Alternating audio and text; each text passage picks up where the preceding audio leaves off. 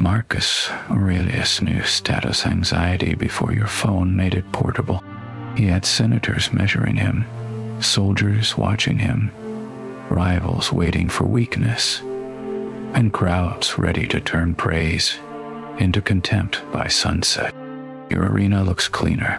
LinkedIn, promotion, cycles, net worth whispers, the private sting when someone less capable gets noticed first. First, in the next 10 minutes, Marcus Aurelius's advice on status anxiety will show you why chasing reputation weakens judgment, how to interrupt the comparison reflex, and the one morning question that makes ambition useful again, not later. This is for the man who looks successful from the outside and still feels behind breakfast. You can afford the dinner, answer the messages, hit the targets, and still carry a small courtroom in your chest. Every face becomes a judge. Every silence becomes evidence. The Stoics did not tell you to stop wanting excellence. They asked a harder question. Who owns the scale you are using? In Meditations, Book 6, Marcus writes, the best revenge is not to be like your enemy. That includes the enemy inside you that turns another man's applause into your private sentence. Here is the quick win. The next time status panic hits, do not ask, how do I look? Ask, what did this moment ask me to do? One question moves you from theater to work. Busy, and still not free. Status anxiety survives because it feels like responsibility. You tell yourself you are being realistic. Markets reward visibility. Companies reward signal. Dating rewards proof.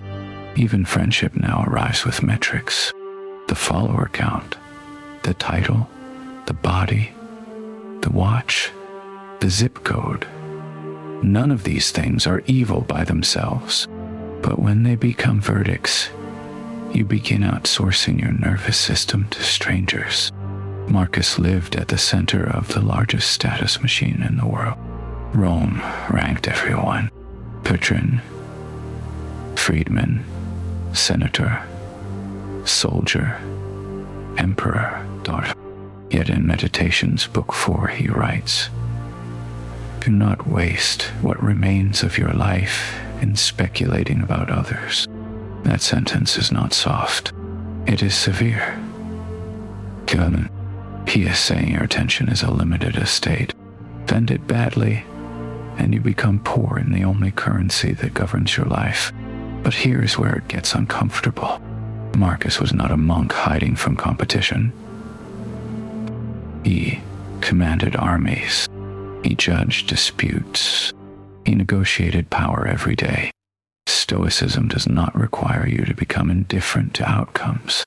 It requires you to stop confusing outcomes with identity. A promotion can matter. A client can matter. Reputation can matter. The lie begins when they become the answer to the question, am I enough? In Meditations, Book 8, Marcus tells himself to stop being pulled by strings. The image is brutal because it is accurate. One email lifts you. One comment drops you. One ignored invitation ruins the evening. The string is invisible, but you feel the tug. Epictetus gives the cleanest knife for cutting it. In the Enchiridion, he divides life. What is and what is not. Your effort is yours. Your preparation is yours. Your honesty under pressure is yours. The applause after the meeting is not yours. The interpretation of your silence is not yours. The timing of another man's rise is not yours. Most modern advice tries to optimize the uncontrollable. 1. Build a brand, manage perception, signal confidence.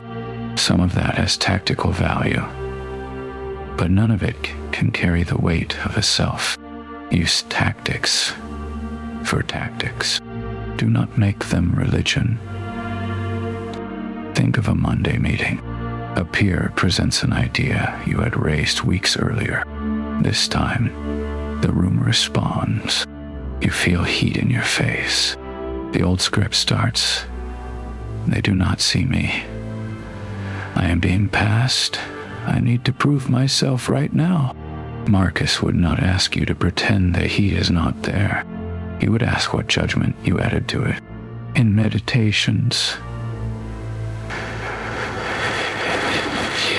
he writes that the mind can convert obstacles into material for its own purpose.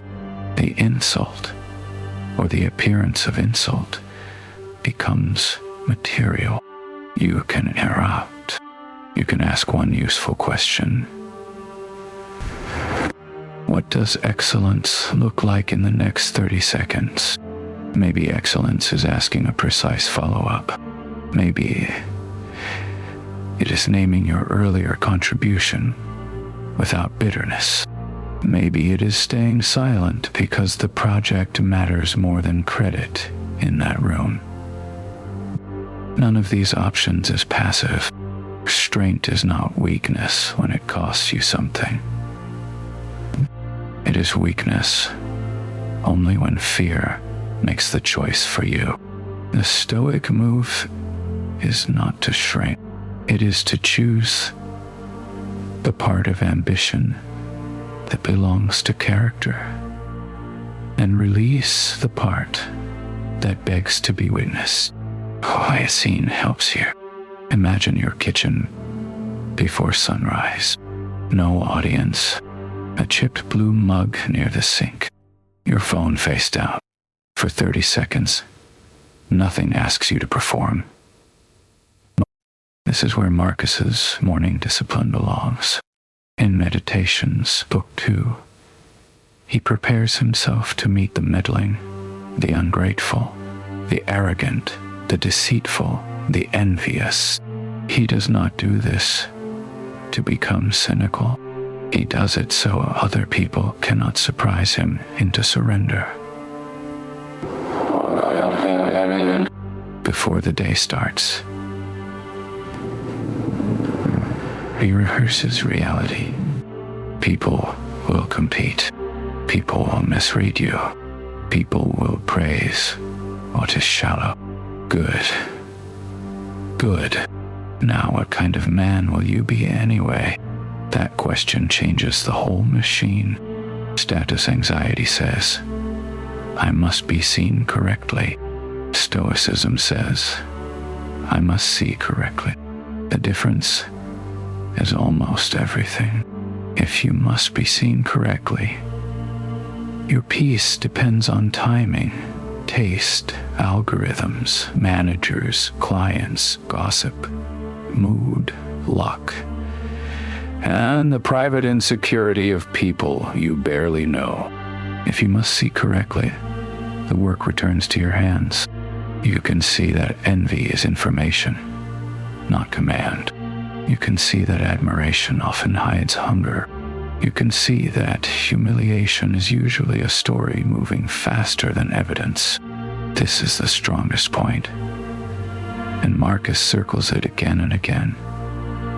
Reputation is not located in you. It is located in other minds.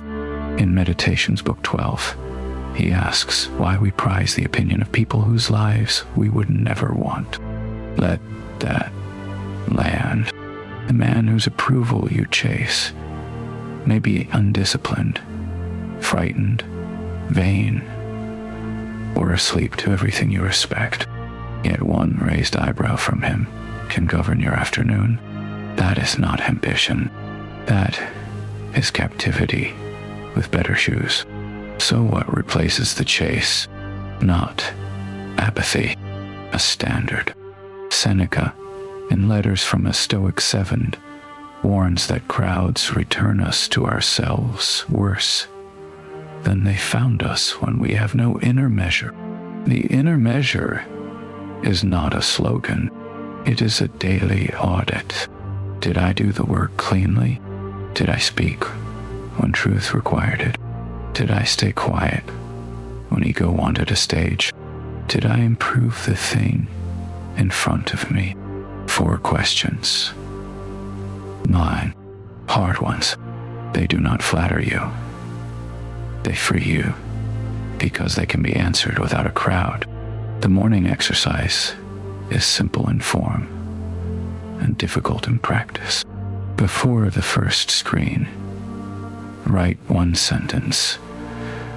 Today I will measure myself by conduct, not reaction. Then name the arena where status usually hooks you. The meeting, the gym, the sales call, the family dinner. Last, choose the specific virtue that arena will test: courage, temperance, justice, patience. Now, the day has a frame before the world throws one over you. When the comparison reflex appears, you are not improvising under attack. You are returning to a decision already made. This does not remove the sting. It removes the throne. You may still want recognition. Marcus wanted good officers, honest reports, competent allies. Wanting respect is human. Needing it to know your own weight is the trap. The Stoic does not become above reputation. He becomes accurate about it. Reputation is useful weather. It can help you sail. It cannot become the sea. So Marcus Aurelius' advice on status anxiety is not to become invisible and not to pretend achievement means nothing. It is to move the center of judgment back inside conduct. Ask what the moment requires. Do that cleanly. Let the witnesses be witnesses. If this essay met you in a season of comparison, watch the related essay on workplace anxiety next, because the same principle becomes sharper when pressure has a deadline. Picture the end of the day. The phone is on the table. One message remains unanswered. Somewhere, someone is ahead of you. Somewhere, someone misunderstood you. You turn the screen over, not as a performance, not as a cure, but as a small act of government over the only kingdom that was ever yours.